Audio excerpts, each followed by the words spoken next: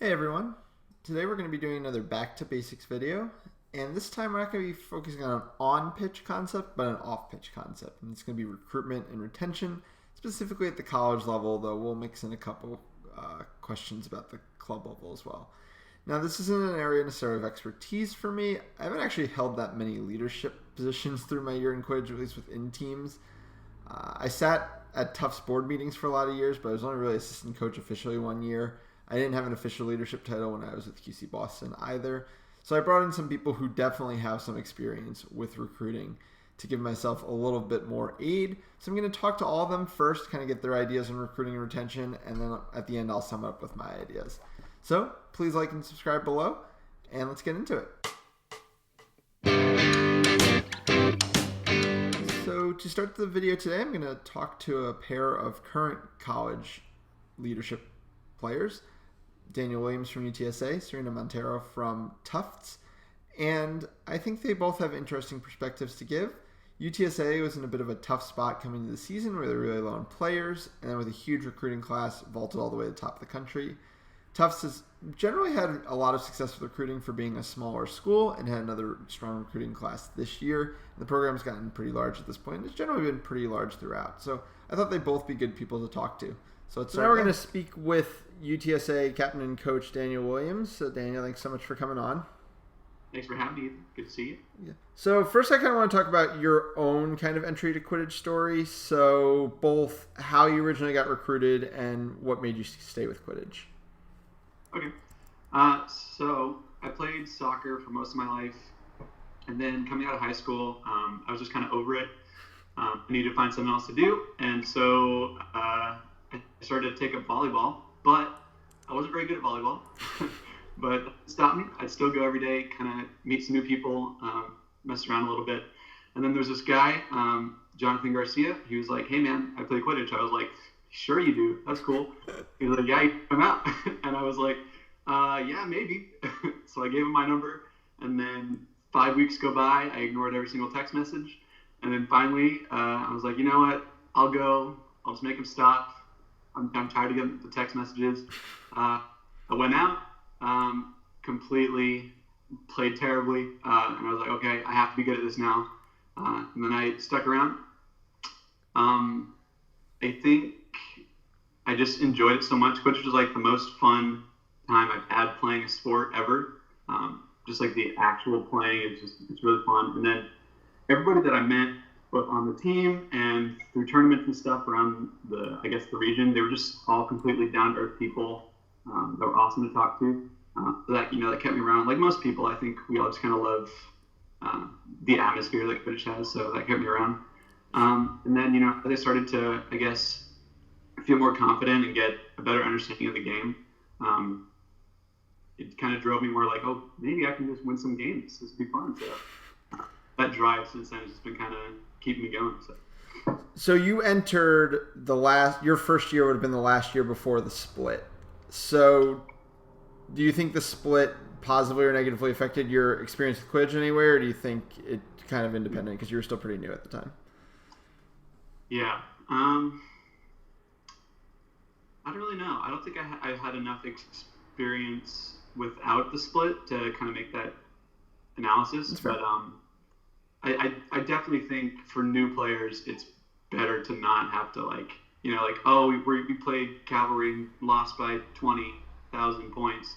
Oh wait, we don't have to play them at Nationals. Okay, it's not that big of a result, but I do think it's maybe for the teams like UT, Texas State, even Maryland that have been around for a while and have successful.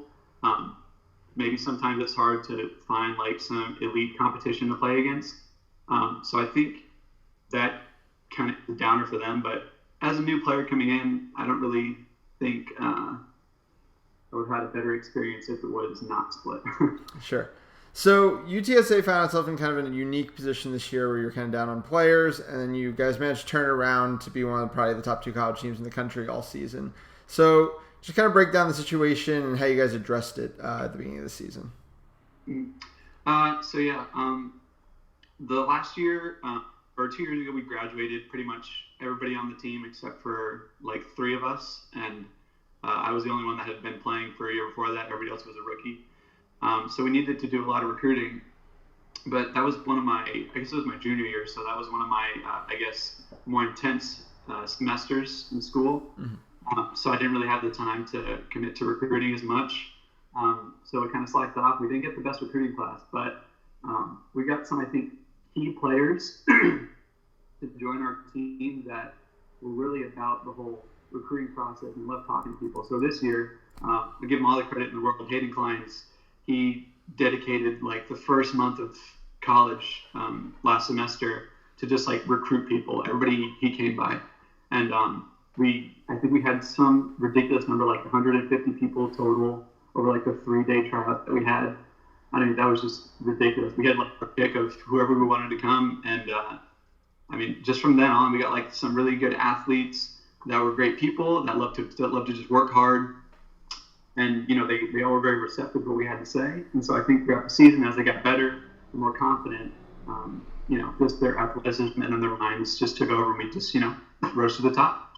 Did you have any kind of specific plans to kind of retain these new players, be it at tryouts or at early practices or even at social events? Yeah, so one thing that we all talked about, I was struggling with recruiting. I was really nervous about it leading the semester. So I had reached out to Amanda Dallas and Harry Greenhouse, who I've both been told they've been awesome recruiters throughout their time in Quidditch. They gave me some really good resources to use. And I kind of followed, I'm not going to give away their secrets, but I kind of followed their little outline, I guess, and it worked out. But a big thing was, like all the people that I've talked to in Quidditch, we stick around for the people. So it's all about the hang. So like we try to do as many social events as we could to just trying to, like, and not necessarily like Quidditch related, like we could go bowling or mini golfing or just kind of hang out, play some board games, that kind of stuff. Just kind of giving them a friend group, I think really helped retain them into our group at least. And I mean, most of them are athletes before they came to college, so just the sport in general kept them around too. So I think we kind of got lucky this year actually with how down everybody was with the sport. Sure. So what advice would you give for a team who finds itself in your position, maybe has a big graduating class, going to be a little short on numbers the next year? You really have to be persistent and commit to recruiting as much as you can, as much as you're able to. You're going to talk to a lot of people. Like if you're tabling, you're going to talk to a lot of people that come through the campus. Most of them are going to blow you off. That's just the way it is. But you'll get, every 5-10 people, you'll get those people that like really about it and like want to see what it's about. And if you can just if you see that there's a peak interest, make sure you follow up with them via email, text message, Facebook message, anything like that. As much as you can, keep them updated on when they are, keep them involved on what information is going out to everybody. Because I know we've lost some people that maybe got one message and they're like, oh yeah, I got one message, but I don't know, they just never followed up with me, so I didn't want to come out. And most of the people that did come around are like, yeah, I got like 8 messages from Hayden in the span of an hour. I could not come out. So I think just staying persistent and making sure you're at least putting forth an effort to give people information so they can make their own decision is a very important part. So you mentioned tabling. What in kind of a summary was yours or Hayden's tabling pitch generally to people? Yeah, so I think Hayden did a really good job of this. He would sit at the table. He wouldn't necessarily pester everybody that walked by, but if he saw somebody that just kind of looked like they were wandering, or if they were actually actively looking at all the tables, he'd be like, hey man, do you like sports? He wouldn't even mention Quidditch. He'd just be like, do you like sports? And most people are like, dude, yeah, I love sports. And so they come over and talk. And then, Hayden pitches Quidditch to people, or one of us will pitch like what Quidditch is, how successful we were, how successful other teams have been, how it's like a worldwide phenomenon that's going on. And then like, oh, this is actually kind of cool. Maybe I'll come. I think at least before you throw in the Quidditch weirdness, quote unquote, right, to see if people are down to talk to you just about something that we all mostly like sports, is a good way to start. Awesome. Well, Daniel, thanks so much for taking the time today, and you take care. All right, so now we're going to be talking to Serena Monteiro of Tufts Puffs. Thanks for coming on, Serena. Thanks for having me. No problem. So It's going to be fun to talk with you, I feel like, because as much as it doesn't necessarily feel it, we came from the same program. So, like, I feel like we can kind of compare experiences. So, first of all, how did you originally get recruited to Quidditch, and what kept you in Quidditch? I am, I think, more of a unique position because I recruited myself. I Okay. came to knowing that I was going to play, so I actively like sought them out. But the way that they held their tryouts my freshman year was they just played on the quad, right, to kind of like get high visibility from a lot of the freshmen that were walking around. And they held like an intro practice kind of thing because like nobody really knows how to play Quidditch. So they invite you to come over and they teach you the positions, very basic rules, and they did like a lot of like just like passing, catching, throwing, running with a broom between your legs kind of stuff. Sure. Yeah, I was always pushing that when I was there because the general field that we've always practiced on was either the athletic fields, which are kind of like down the hill away from Tufts, or Fletcher, which isn't really by any of the quads, it's by like one of the grad dorms. And while that freshman quad, it's not really great for Quidditch, like it's too small for a field and there's like those random sewer drains and whatnot, it's really good for a bunch of freshmen to look out their window. And I think that's more valuable, at least for like your first month of practices, than like practicing like under perfect conditions. Right. So as you kind of got older, moved more into leadership, what kind of things did you guys do to recruit? I know you had a really good recruiting season this year specifically. Yeah, over the years, our methods have kind of changed, and like how we presented ourselves and presented tryouts changed. One year we didn't even call them tryouts. I believe we never held anything that was officially called a tryout. We would hold like open practices, and it was kind of like it was like a walk on essentially, and that had like a mixed success. But what's worked kind of consistently is these holding open practices and like intros first, and then having like actual tryouts, like saying like, hey, you've had these 2 or 3 opportunities to learn how to play. Now if you come to this like event, it's as if you're trying out for the team, and we are going to like judge you kind of on like your athletic ability and what you may or may not have picked up in the first couple intro to Quidditch tryouts. And other than that, we have a presence at like the academic or the club fair at the beginning of the semester in the fall, where all the first years are, they come in and there's just these rows and rows of clubs. So we're there to kind of promote our sport. We get like flyers up around the school. When people first come to school in like end of August, early September, we meet up and we like chalk on the sidewalk, right? Just to like get the literal word Quidditch written out Sure. on campus.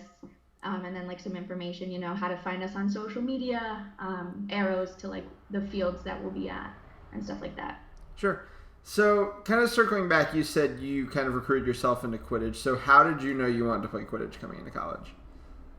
I honestly don't know how I even first heard about it. Like that Quidditch was like an actual like athletic sport rather than just being kind of like a little bit how it was in the olden days, of just people playing for fun with capes, and it was very very much connected to like the Harry Potter fans, right? Which I definitely am. Like I love this series and the movies and everything, but I had played lacrosse all throughout high school and I really loved it. But coming to Tufts, I was like, that's not really something I want to continue. And so I thought Quidditch was this awesome way of having a semi-low commitment sport, in the sense that it wasn't a varsity sport where I was going to be expected to practice like 6 days a week, Sure. And it was something new that I wanted to try, and it seemed really competitive, at least, well, for Tufts. So I guess it was for your best that it wasn't until senior year that you had to start practicing at 7 a.m. I know, yeah, I didn't really sign up for that, but it was okay. I was okay with being more committed to it as the years went on, and I really fell in love with it. So That's yeah, fun. it was just me kind of looking for another outlet, like another athletic outlet. So on those open practices, if you're like trying to pitch, if you have one, like what is kind of your pitch to like a freshman who's like kind of considering it, playing, etc.? Yeah, we do. Well, this also the other thing that we have to balance is like our expectation for the team and how we present ourselves. Like, are we this fun club sport that you're here to play with your friends and like hang out? Or are we going to expect like this level of commitment, this level of like athleticism? So that kind of changes how you pitch it as well. But I think what I would always say is like you preface it and you're like, a lot of people have never played Quidditch before, right? And you can come from like any athletic background or like even if you have had no sports experience at all and get really good at the sport within like a year, 2 years, right? So you encourage them that it is possible while they might not be looking super great at the beginning. If they keep coming, they will definitely improve. And like you can give like your own personal example of like growth in the sport or whatever. But the other thing we always say is to quickly explain it. We're like, okay, it is a full contact sport that's like a mixture of rugby, dodgeball, and a little bit of basketball. So obviously anyone from those sports backgrounds is probably immediately like intrigued in that way. Yeah, so comparing it to other sports, reassuring them that they don't have to have a ton of athletic experience beforehand. And just also for Tufts specifically, we're like, we are a fun team. We love, like, a lot of our friends are on the team. We have these great connections, and we do a lot of stuff outside of an actual practice or game setting. You know, like we'll go get dinner or like we'll just hang out outside. So kind of highlighting the social aspects of joining a team as well. Yeah, I really like that you brought up the kind of, it's a small kind of sport where it's very easy to grow and become more and more relevant in the sport. It hasn't come up yet in any of the interviews, but I kind of call it the Max Havlin pitch because that's how he pitches athletes. He's like, look, I play for Team USA. Like, it's a small sport. If you get good at it, like, you can really get good at it. And I mean, you can obviously kind of use your example of being on the developmental academy at the same time. It's kind of like, look what you can do just by putting a little bit of time into the sport. You did mention the kind of social aspect, so let's talk about retention. Once you kind of have people who've gone to open practice, I mean, college kids have a ton of things to do. It's very easy for college kids to kind of drop off. So what do you guys try to do to improve retention? Yeah, one of the first things we have people do when they walk up to the quad is like have them put down their email and if they want their phone number onto a piece of paper. And almost immediately after the first intro has ended, we've created a group meet like with their numbers in it. And so we're kind of like, we have like a huge one already from the returning team, right? But we put those like new people in there like immediately. They can leave if they want. But since we're constantly talking and like the returners already have like this good like, you know, social back and forth like text messaging all the time, just adding them to that is like really key. And slowly they get more and more comfortable like posting in there, or at least it's just a way for them to be connected to like what we're doing outside of practice. So it's kind of sneaky, but it works. No, I think that's right. I think it's important to be kind of aggressive with your contact because like odds are you're never going to scare somebody off who is already interested by doing that, but you might get a couple extra people by doing that. So like the downside doesn't really exist and the upside is definitely larger. And then any kind of specific social like kind of events that you guys are kind of focusing on in the fall of the freshman year or just kind of whatever fits the bill? I guess it really changes year to year, although I remember specifically 2 years ago we had planned again immediately following one of these like open intro practices to have like a barbecue. Like it was the afternoon, it wasn't like a basement party like at night that, you know, might not be comfortable for a ton of people. It was like, hey, we're gonna walk to one of the upperclassmen's house after, we have a bunch of food, we're gonna cook it, just come hang out in the backyard.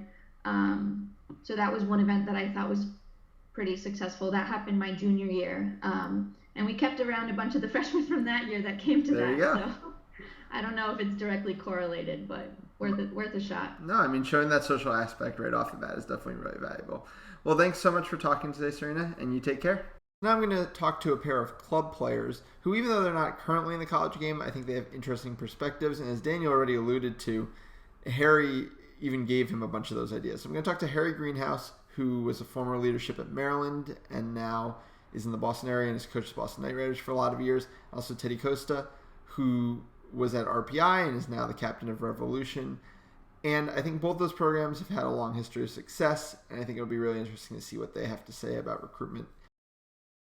All right, so next we're going to be talking to Harry Greenhouse. So Harry, thanks for coming on. No problem. Glad to be here.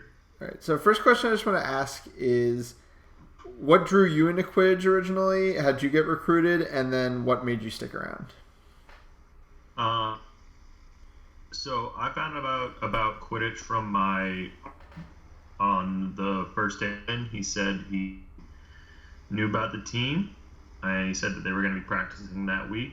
And I said, okay, cool, because my first couple days, I didn't really know what to do. I didn't really know anyone. So I went out. I liked Harry Potter. I love sports.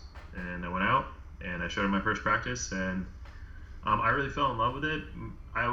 The thing that always stuck with me was there was this big guy on the team named Pat Rardon, who's still a big name in Quidditch in the DC area, and he just decked me in the first practice, and I just kind of got up and was like, cool, playing this the rest of my life. And then I was pretty bought in at that point. I wanted to play sports in college still, but I didn't think in Quidditch, and so I was pretty bought in. But I think I kind of stayed around because I just really competitive aspect of it. I really liked playing it, and then it just began. Having the team was really huge. So falling in love with the sport. For sure. So, and then as you worked your way up into leadership, or even before when you were just kind of part of the team, what were some of the recruiting tactics that Maryland used through the years? I kind of built a lot of the recruiting tactics. So we started kind of just word of mouth and recruitment fairs, but I was finding that stuff wasn't working as well. Like, we would get a couple people here and there, or we would get friends of people. It wasn't really getting us anywhere, and it was actually before my captaincy year, I realized we only had 9 or 10 people returning because we were abroad and we had a big senior class. So I put a focus in recruiting. So what we ended up deciding to do was a lot of the stuff we do for our involvement fair, we did it earlier. So on the first day of school, well, basically the first day of move-in and the second day of move-in, we have like 5 days at University of Maryland before classes start. We set up recruiting areas near very highly trafficked areas, mainly freshmen and sophomores. So in Maryland, there's a diner that's like the freshman sophomore diner on North Campus. So we set up a bunch of people in uniforms with hoops and stuff, and we did recruitment out there. We sold Quidditch in any way I could. I sold it as a sport. I sold it as a group. I sold it in any type of way. We put our best talkers there, and we recruited people early. We got emails and had to practice that first weekend before classes started. And we went from having like 10 people at this first practice to having 45. I think that was really kind of what we did. And I think that's a huge factor to be able to recruit early is super important. Try to beat all the other clubs and club sports and fraternities and sororities. Areas that's hugely important. So you mentioned you kind of go in about a few different ways, but if you were kind of making a pitch to somebody right off the bat, is there any kind of sample pitch you would generally go to, or kind of customize it as you go? I have a couple of talking points in my head, but it's all custom to the person. As kind of rude as it sounds, I had to make a snap judge person kind of immediately. And then I first thing, you got to be really excited, really enthusiastic about it without seeming fake. So you got to be really excited to do this certain thing and want people to join in and be persuasive to get them to join in. And then I just use talking points. So if, I always use it's competitive sports, full contact. I use my own sports background. I remember recruiting some big football players who were like 6'3" and 200-pound guys. And I would just use I wrestled. I played football in high school. Like, I wouldn't do this if it wasn't full contact, it wasn't a sport, and it kind of helped convince them. So I always use the sport aspect. I use the co-ed aspect. I always thought that was really cool.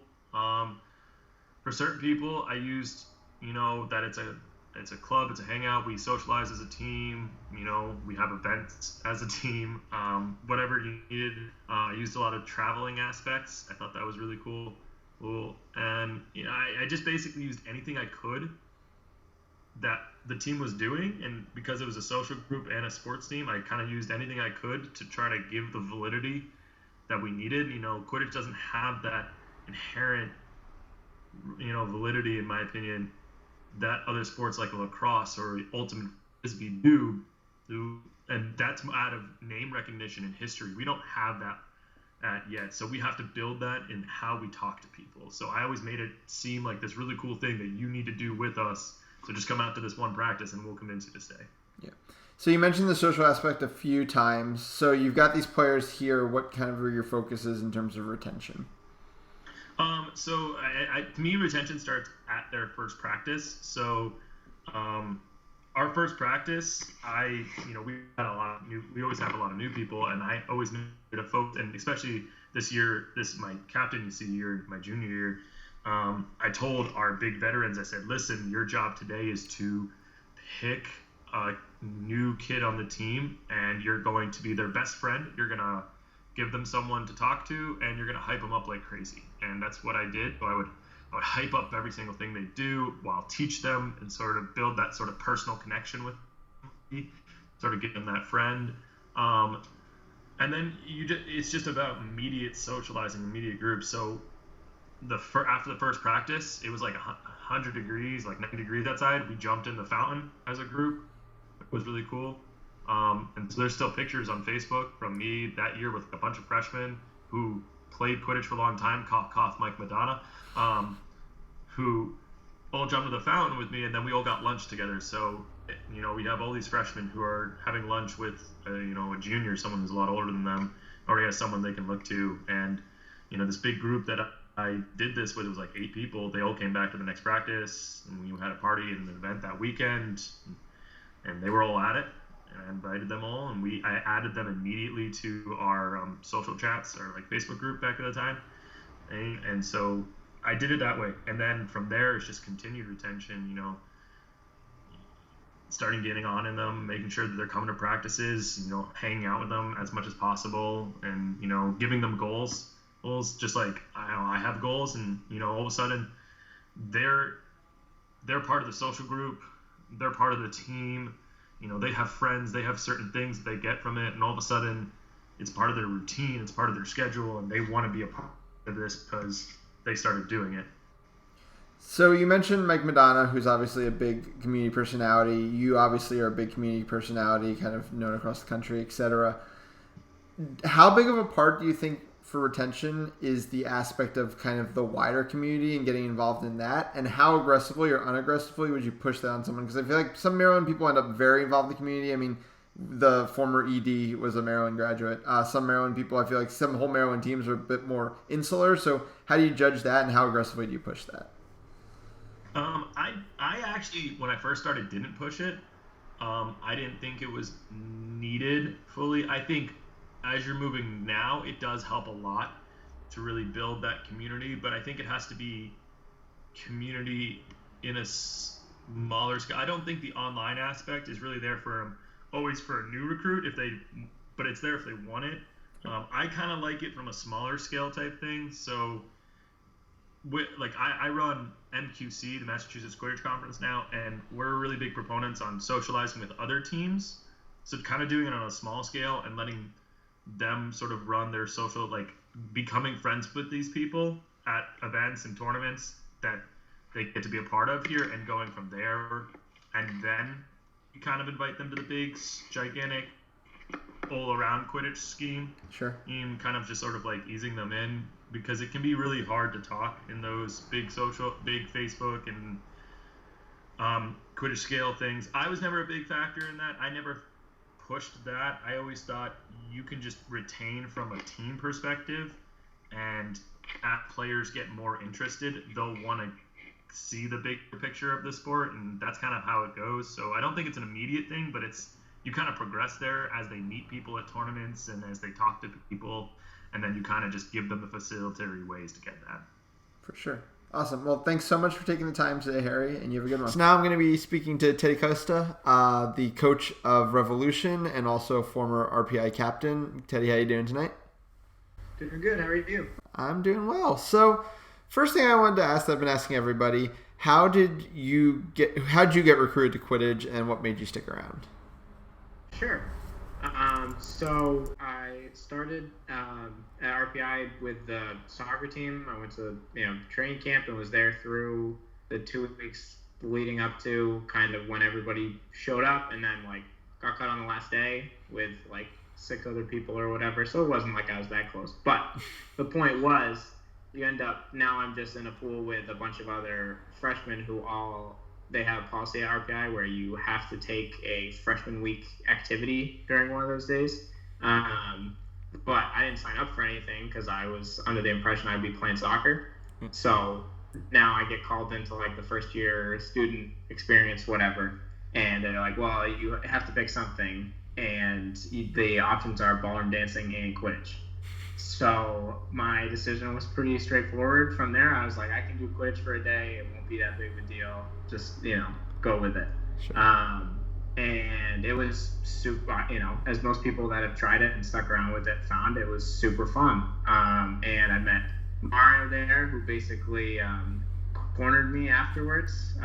He was a rising sophomore at the time, and he made sure that I gave him my number, and he kept me up to date with when they were playing again and when the next events were going to be and when practices were, and it just kind of took off from there. It was a matter of just staying around the team, and it was good that Mario reached out to me, wanted to be a friend from the beginning, but because I wasn't super involved like my fall semester, like I thought it was cool and I thought the sport was interesting and everything, but it was still nerdy and not that I wanted to be such a cool guy at the time. Now look at me.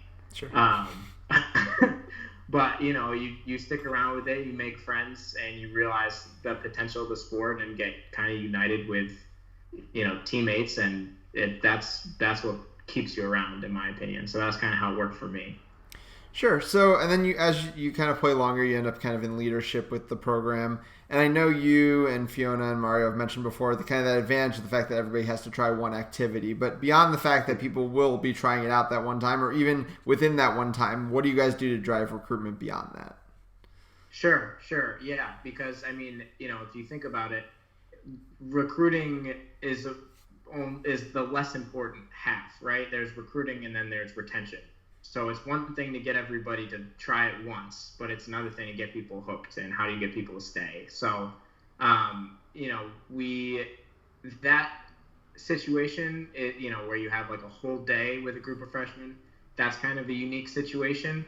But I would say in other instances where you're talking to a friend or, someone athletic that you knew, or like, you're playing pickup basketball and you're like, hey, like, which I've done before. I've harassed people like at the water bubble, like, hey, we need somebody, and you should come try it out. But what you do when you actually get those people to try it out is you show them, I'd say, one, how, especially if you're looking to recruit specifically athletes, one, you show them how athletic it is and that you take it seriously.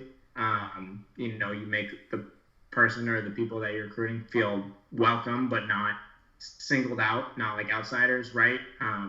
Like I think we can all agree that especially the broom can be a big barrier to entry, and it's one of those things where the learning curve is like you kind of go from not being able to play on broom at all to like all of a sudden it's clicked and now you don't really notice it at all. Right. So making sure that people feel comfortable with getting over that hump and that it's not weird. I try to make it clear, like, that a certain person, like, that a new person is not bad at it. Like, hey, I've seen hundreds of people come through. You look exactly like everybody else when they first try it, but you're doing X, Y, Z things really well. Or when they're part of a good play or something like that, make sure that they understand, hey, not only did you do a good job, but you're contributing to the team just like we knew you could.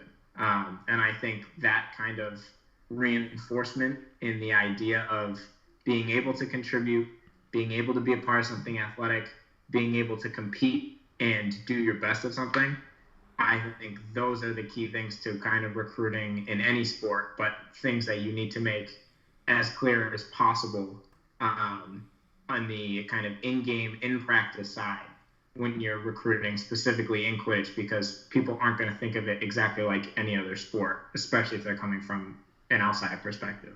Sure. So, and then beyond kind of on the field, kind of off the field, what do you guys do in terms of retention? Sure, yeah. And then I'd say that's where the real retention happens. Like make sure that you're fun people to hang out with, right? So do things that you think are fun. Go play laser tag, have parties or whatever. It's great, especially if, like if you're at college, you guys are probably, the people on the team are probably already friends. If you can get a big fun space to live together in off campus or something like that, make it an environment where people want to come hang out, right? So we had a Quidditch house at RPI. We had 2 floors of people. We had a pool table downstairs, all kinds of lights and stuff. Like it's just the same as any other ratchet, a college apartment. But the people there, the memories, always feeling like you can stop by and just hang out and do nothing, stuff like that. Make it a welcoming environment. Make it something fun to do, get together and watch dodgeball one night, go out, go play laser tag, go see movies and stuff like that when they come together. It doesn't always have to be partying, but obviously partying brings a lot of college kids together, but make sure that you're fun to hang out with all the time. Sure. Right? Like, so you're not just a fun team on the field and then that's it. You don't see each other again. It's important to build bonds and relationships and friendships, and car rides can be pretty good for that too. But, especially when you're, recruiting people, you have to make them want to drive somewhere to play Quidditch. Like by the time you get them in the car, they're probably already sticking around or at least considering it. It's the things besides that. And even for the people that can't commit and can't play super long and everything like that, or can't make every practice, the more people you can keep around the team, the better chance you have of getting those people to play with you their junior or senior year. Help you fill out some depth positions at the bottom of the roster, or even just fill out your practice and help the rest of your team get better. All of those things all contribute. For sure. So you kind of mentioned the traveling a bit, and RPI, I wouldn't say a unique position. I think a lot of teams are in this position where a lot of their opposition isn't that close. So basically you have these freshmen coming in, you're like, okay, in the next month we're going to drive 4 hours 3 times to Boston, and then after that we're going to drive 3 or 4 hours to Rochester for regionals, for example. So how do you kind of convince people of that kind of right off the bat? Yeah, so that's tricky. Part of it is definitely like mob mentality type of thing. Like if everybody else is excited about it and fun because they all want to go somewhere and win, then it's easy to just jump on that train of like, oh, these guys want to go play a tournament in Rochester and kick ass. Well, I want to go play a tournament in Rochester and kick ass. So it's important to have people upbeat, right? Like if it's a team where nobody's having fun, you're not going to want to stick around. So I'd say that part of it is big. Other thing, I was at RPI in kind of a unique situation because my freshman year, we had never qualified for a Nationals or World Cup or whatever you want to call it. We were transitioning from just kind of, nerdier group that started the team into, oh, wait, we've actually recruited a couple of athletes who play well together and stuff like that. So our motivation for driving is, hey, we can't just keep playing, the Sisters of the Poor right now in our backyard. We have to go play somebody good so that we can get better and, perform better at nationals and have people talk about us on the 8th Man and stuff like that, right?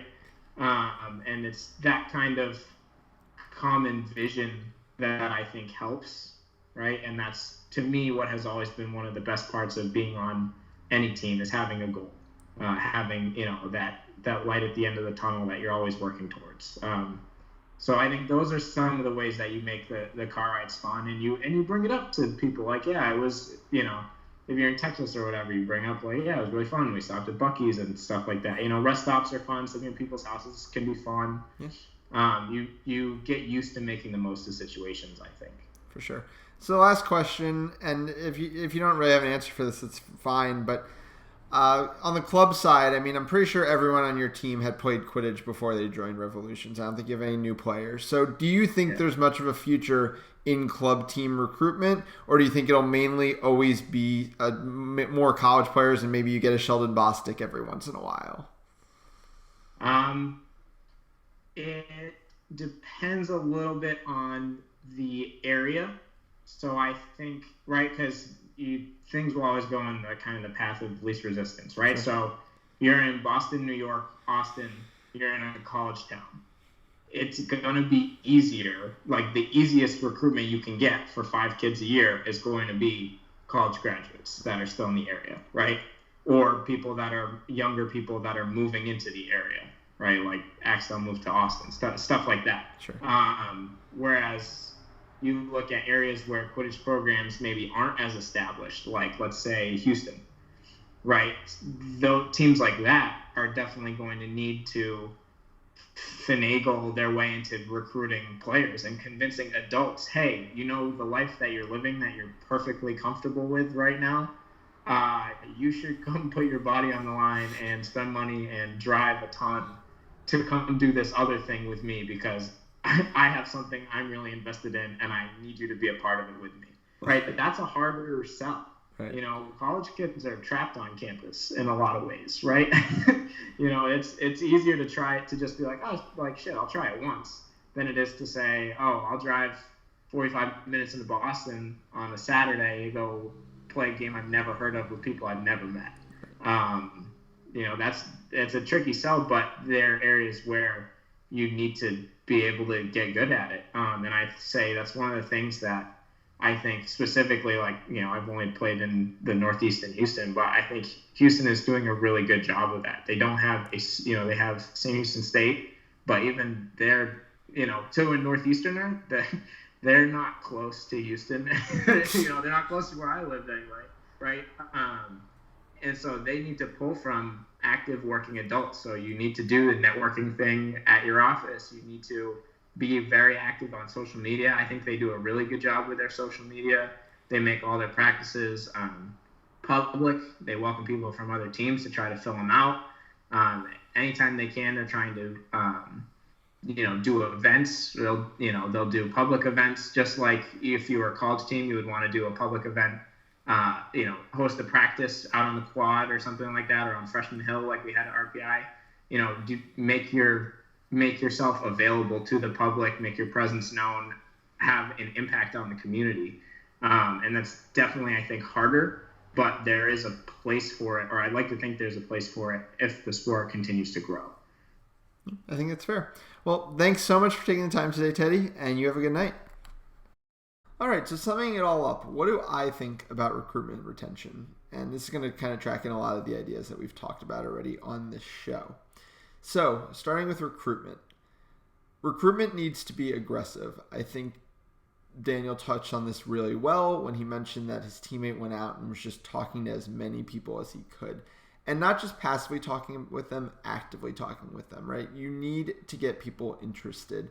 This could be as simple as, what you're doing at your tabling for your club fairs, but it could also be, going around freshman quads, going into freshman dorms, talking to as many people as possible, getting as many people interested as possible. At the old activities fair at Tufts, we would have a snitch running around the activities fair being chased, and that gets people, thinking about your table, and maybe gets it over to them.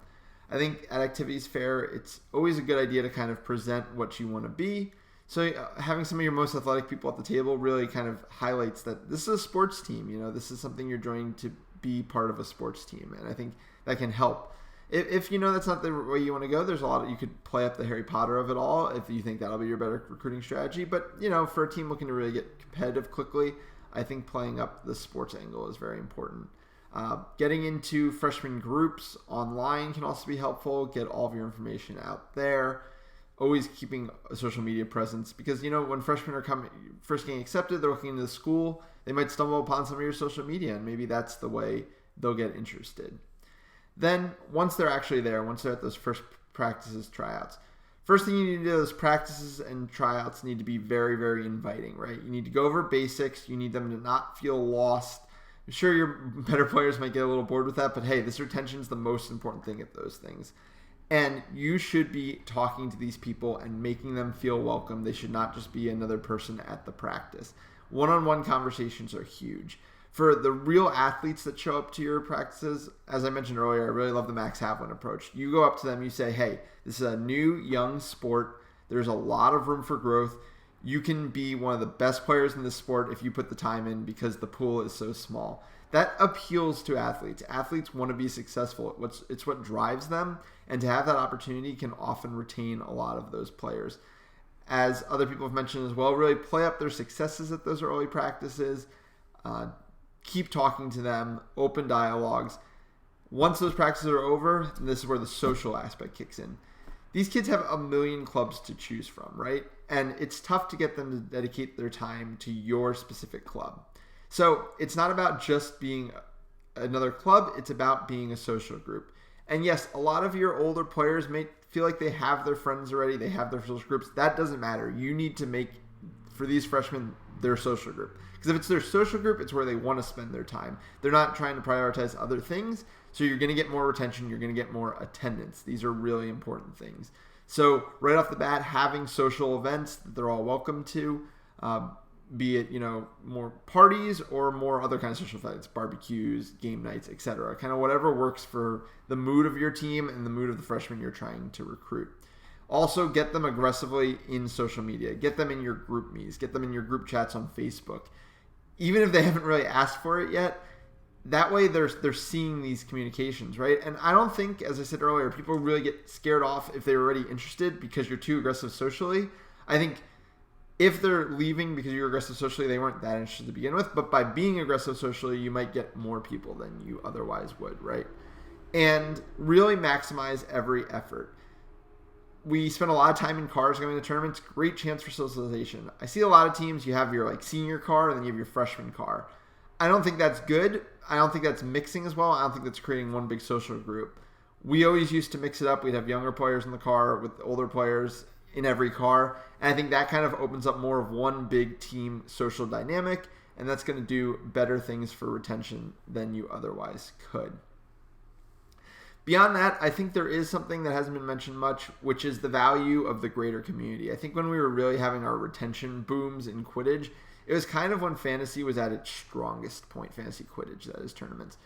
There's something to be said for going to a tournament, kind of playing on teams with people you don't usually do, and then becoming Facebook friends with those people, and then getting to know them more, and then you create those inner team concepts, and I think that also kind of, it makes it so it's even more of their social base. And you don't have to be aggressive with this. I know Harry was saying, you don't need to be adding people to Facebook groups. It's not really what I'm talking about. I'm talking about getting them to fantasy tournaments, expanding their Quidditch social base so that Quidditch is more and more what they're interested in, both socially and athletically, and that's going to make it way more likely that they stick around. I think Tufts has had a lot of people stick around for a long time, and I think at least in part because they used to go to them all the time to go to all the fantasy tournaments, etc.